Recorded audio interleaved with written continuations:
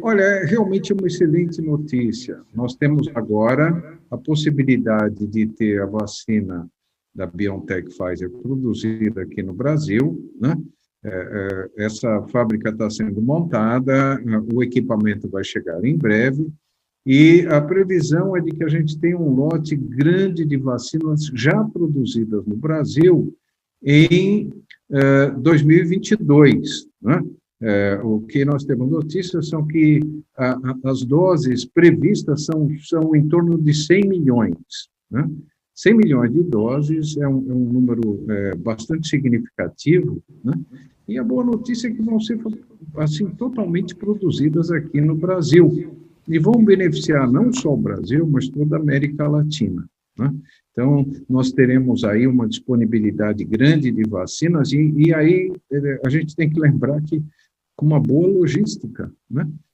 Vacinas fabricadas no Brasil são muito mais facilmente distribuídas dentro do Brasil, né? Então, uma vez fabricada, armazenada, a distribuição, a logística vai ser muito boa dentro aqui do nosso país. E é também bastante importante que a gente tenha um bom lote de vacinas aqui, porque a vacinação, segundo os protocolos normais, ela está caminhando, né?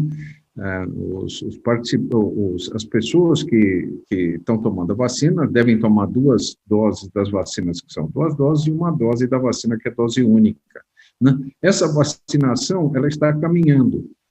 Só que nós temos aí 2 grupos de pessoas que necessitam agora uma nova vacinação, ou seja, os adolescentes e as crianças, por enquanto, de 12 anos para cima, né? E, na outra ponta, os idosos que tomaram a vacina logo no comecinho da vacinação, e os pacientes imunossuprimidos, né? Aqueles que têm, assim, por algum motivo estão tomando alguma droga, algum medicamento imunossupressor, por um tratamento oncológico, um tratamento de uma doença autoimune, aqueles pacientes que estão sob diálise, né? Aqueles pacientes que sofreram, por exemplo, um transplante de medula, aqueles que estão tomando medicações ainda com poder imunossupressor. Então, essas pessoas estão aqui nesse outro polo, né? As pessoas idosas, as pessoas imunossuprimidas foram vacinadas lá no comecinho da campanha. E, no que a gente sabe, é que com o passar do tempo, depois de 8, 9 meses das primeiras vacinações, há uma queda da imunidade, há uma queda da eficiência, né? E há uma queda da imunidade promovida por essas vacinas.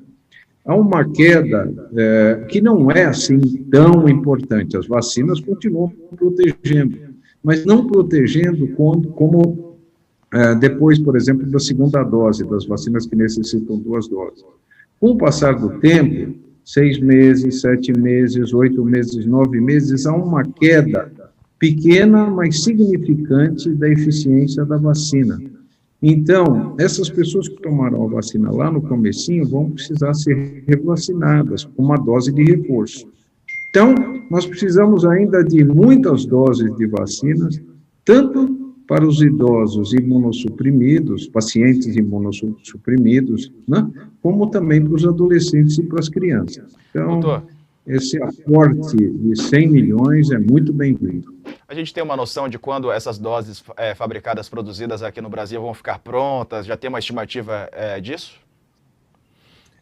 Olha, essa é uma estimativa difícil, porque nesse momento está sendo montada a fábrica, estão sendo trazidos todos os equipamentos, né? Existe uma transferência, assim, inclusive de tecnologia, tudo isso precisa ser montado e tem que passar, seguramente, pela inspeção da Anvisa, né? Como é praxe para todos os fabricantes de medicamentos.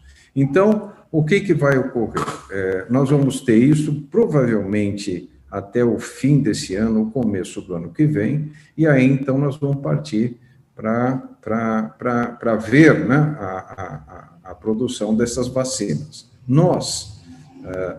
Eu aqui em São Paulo, o doutor Edson Moreira, em Salvador, na Bahia, que temos os 2 centros que trabalharam e continuamos trabalhando com as vacinas da Pfizer, né? A gente fica muito feliz de ver que agora a gente vai ter a vacina aqui no Brasil.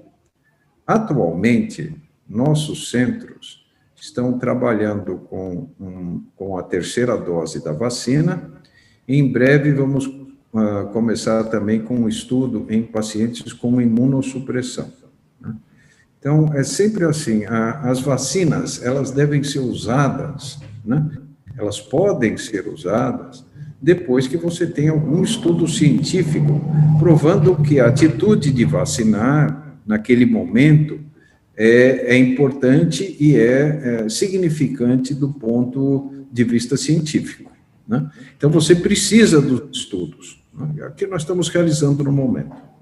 Perfeito, doutor. E aí, mesmo nessa condição de produzir aqui no nosso país, a gente vai continuar dependendo do IFA, né, o chamado IFA, o ingrediente farmacêutico ativo, ele vai precisar ser trazido aqui para o país, ou a partir disso não mais? Só para a gente entender melhor como é que vai funcionar isso na prática, né? O Diego, essa é uma excelente pergunta.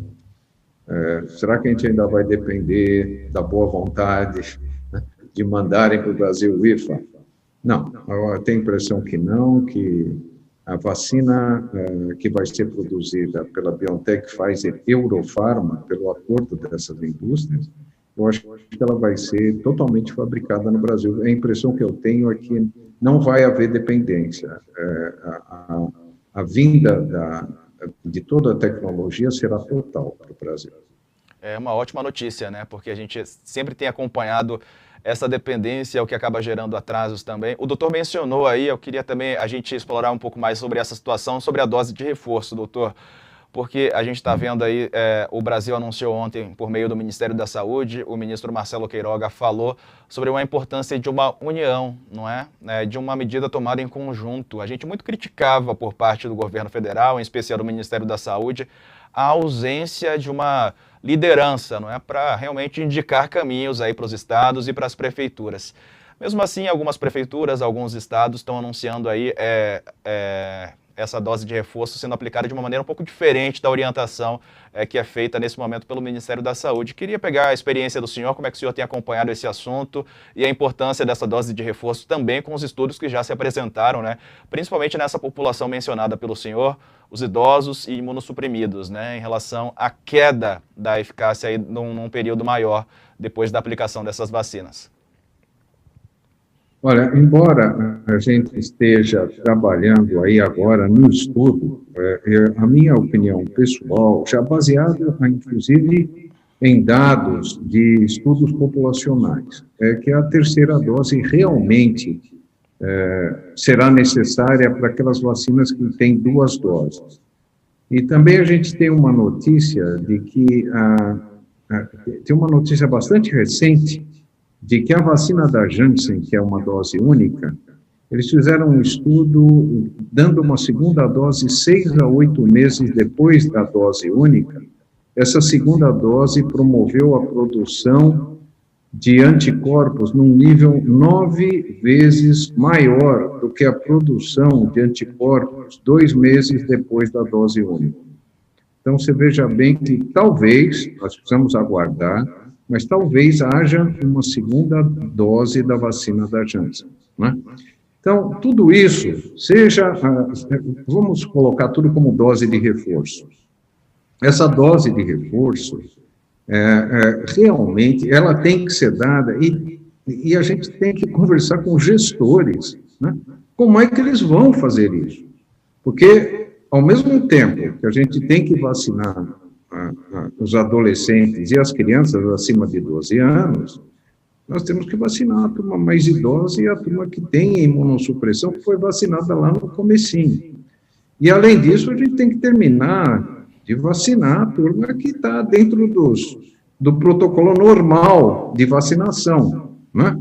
O Brasil está progredindo rapidamente, nós temos aí quase 60% de pessoas que tomaram a primeira dose, mas aqueles que necessitavam tomar a 2ª dose não são nem metade ainda dos que tomaram a primeira dose. Então, a gente tem que trabalhar nesse sentido também,